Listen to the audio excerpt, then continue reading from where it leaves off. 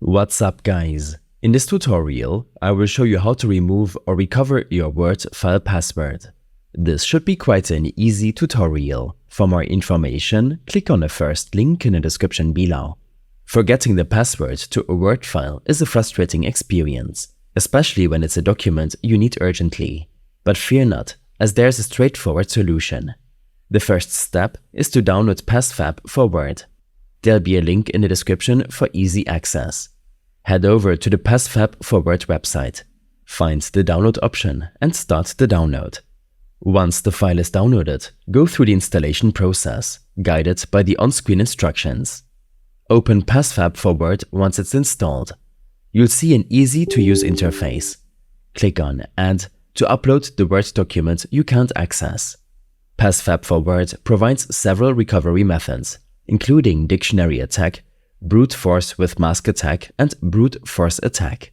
Each method is tailored for different scenarios, so pick the one that matches your situation best.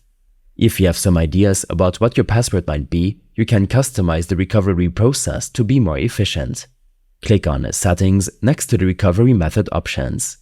Here, you can set parameters like the password's length, character sets, and any possible prefixes or suffixes. Fine-tuning these settings can significantly speed up the recovery process. After setting everything up, hit Start. The duration of the recovery process can vary, mainly depending on the complexity of the password. If you have the registered version of the software, it will display the password once it's retrieved. Write down the recovered password and use it to open the Word document. Always use such tools responsibly and legally.